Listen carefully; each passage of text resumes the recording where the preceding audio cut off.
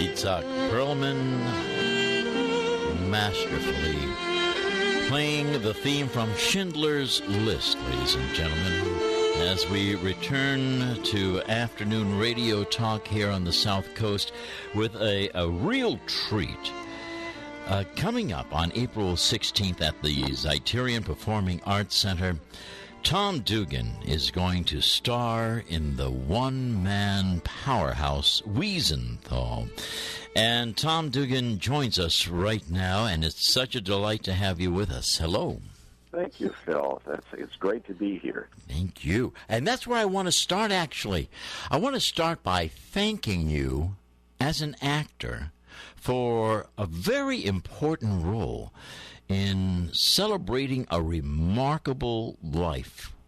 Thank you for that, Tom.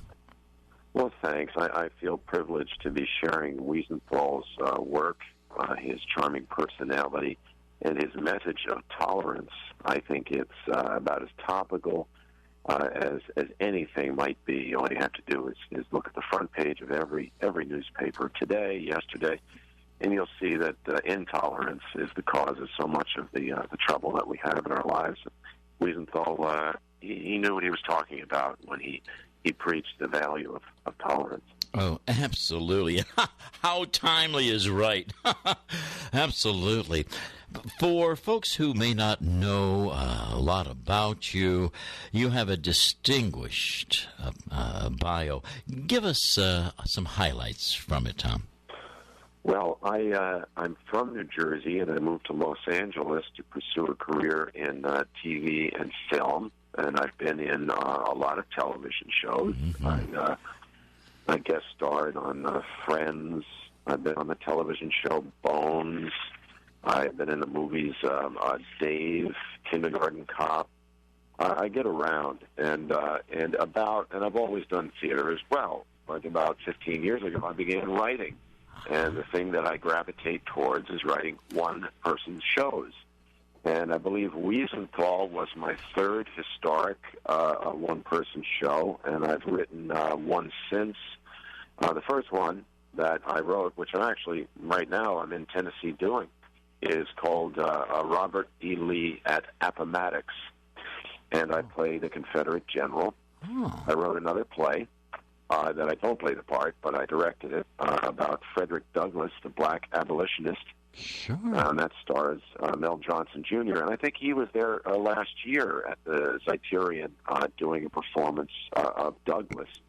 And now I'm happy to be coming in with my play Wiesenthal, yes, which is a one-man play, and I play Simon Wiesenthal, who was a concentration camp survivor, and who dedicated more than 50 years to searching out and bringing to justice over 1,100 Nazi war criminals who would have otherwise gotten away with it. You're so right. Let me just backtrack for a moment. The reason why we all also applaud last year's performance about Frederick Douglass is because not only was it a fabulous one-man show, it really, really was, and I had the opportunity to have him on the air with me, but Frederick Douglass used New Bedford, Massachusetts as his first stop, as his first free home, you might say. So we had a lot in common here. So you enjoy, obviously, linking history with presenting it in a way that's interesting and entertaining. I like that. Thanks. I think that history really holds absolutely no value to us unless it teaches us how to live better today. And I believe that the presentation often with history, American history, is a bunch of dates and a bunch of names that need to be memorized, which, yes, of course, doesn't help us in the choices that we make. So I like to look back at the choices that were made in the past, and we have the luxury of knowing how those choices worked out, because, of course, it's all in the past. Sure. So we can see, what choices work and what don't, and hopefully that'll inform us in our modern world to make better choices. Yes, yes. So in a way, you are a theatrical advocate. Yeah. You're an advocate. But, all that stuff sounds very intellectual, and the way I usually describe my plays is that they're entertainment, Yeah. and if you're not careful, you might learn something. I like it. When you speak about Mr. Wiesenthal and about the Holocaust, what comes to your heart and mind, Tom? I mean, there were so many Jews who were murdered. What comes to your mind when you're presenting this play?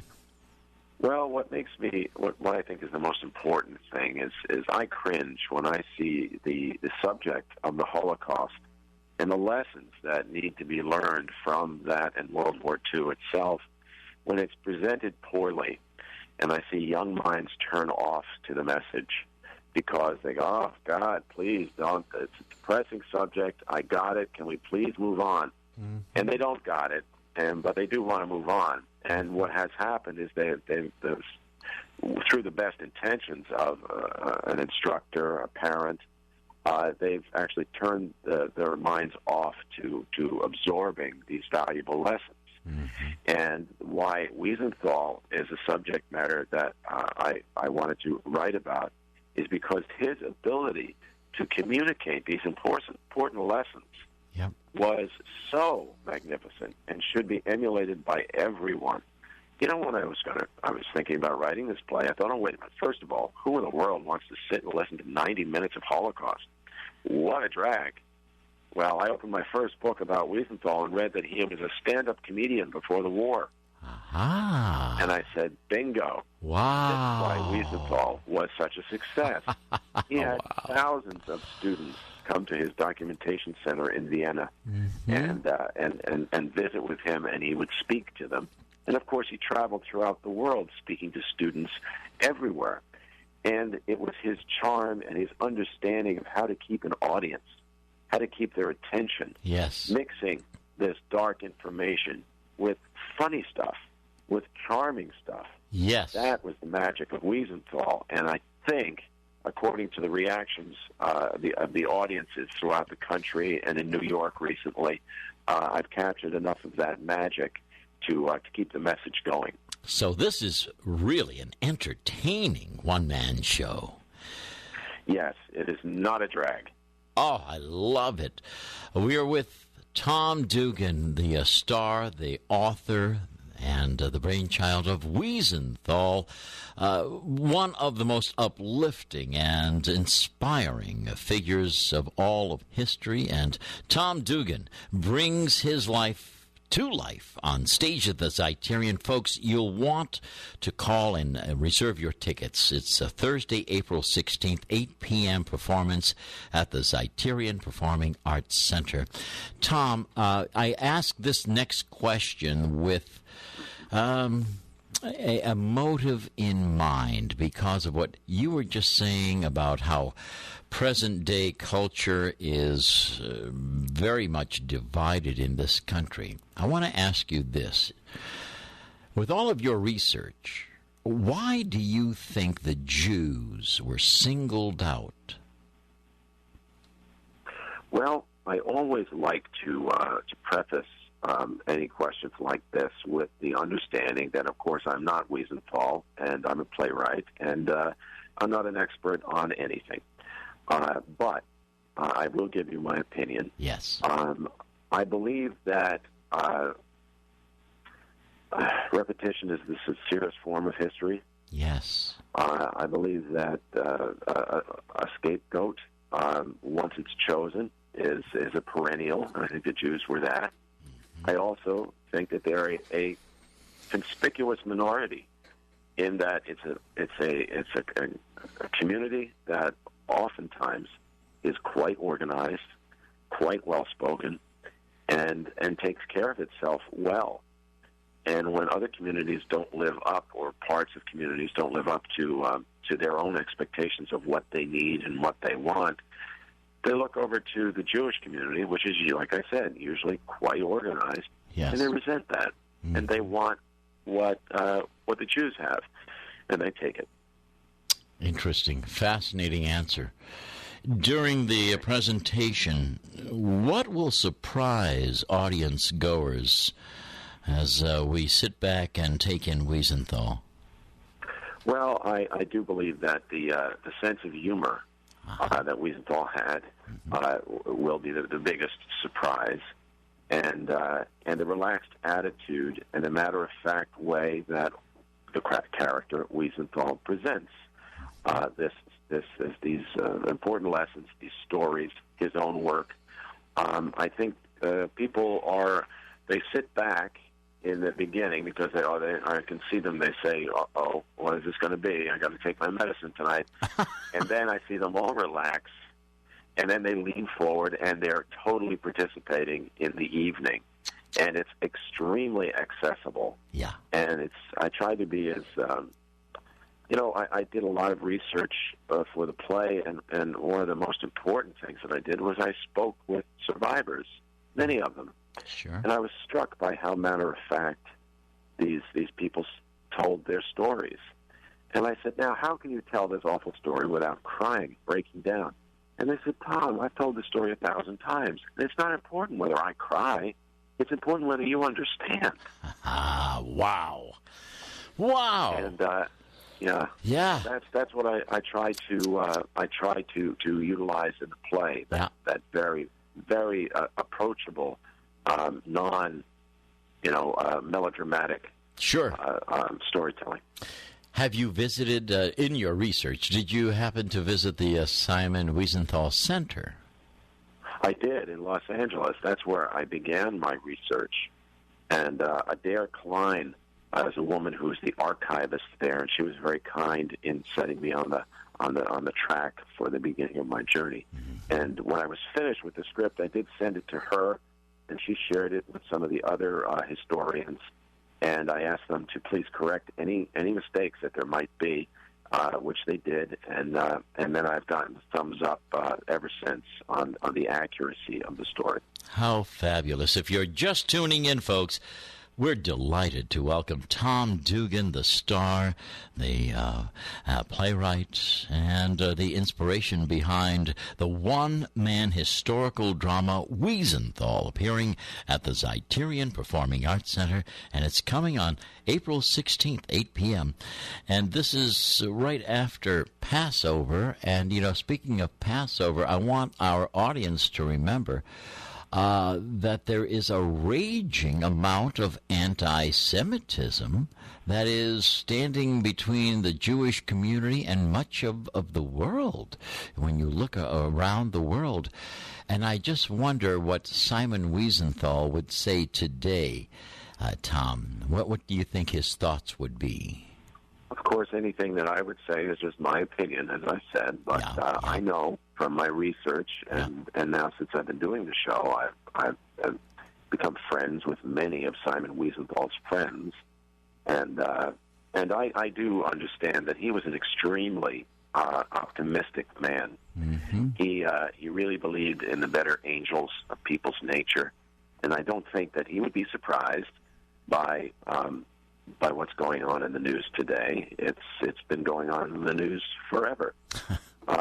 He identifies, and in the play he says this very thing, that the human savage will always be with us. So don't let it surprise you. All we can do is do our best to contain it.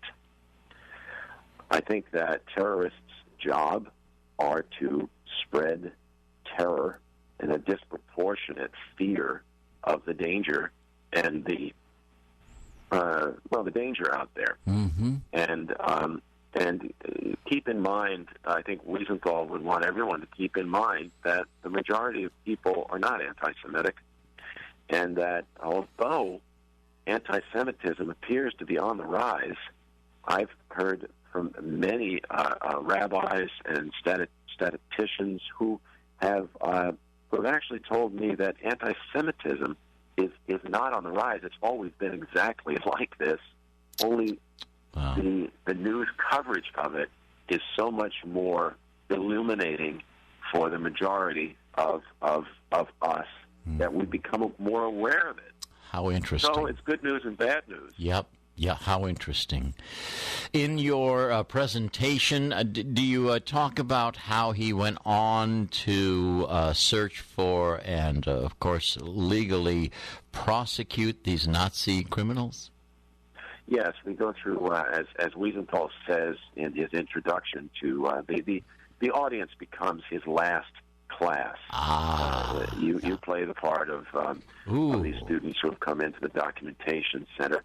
And he describes what he's going about to do is you're going to hear Simon Wiesenthal's greatest hits, and he goes about several stories. I think there are probably 5 or 6 of his more powerful cases from. Now he does speak of Adolf Eichmann, although he absolutely makes the declaration that he did not catch Adolf Eichmann. But he was at the trial, and there is an emotional component that is pretty intense with his experience at the trial. But then it goes off to talk about his catching and prosecuting, or having Franz Stengel, the commandant of the Treblinka concentration camp, brought to justice, and several others. And wow. There's another case which is particularly of interest to the teenagers, is that there was a movement in the 1950s by the original Holocaust deniers to propagate that Anne Frank not only didn't write that diary, she never existed at all. And it really was catching some traction until Wiesenthal went and found the SS officer who actually arrested Anne Frank. And he confessed, and he said that absolutely, there's an Anne Frank, and I arrested her, and this is blah, blah, blah, blah, and they gave all the specifics.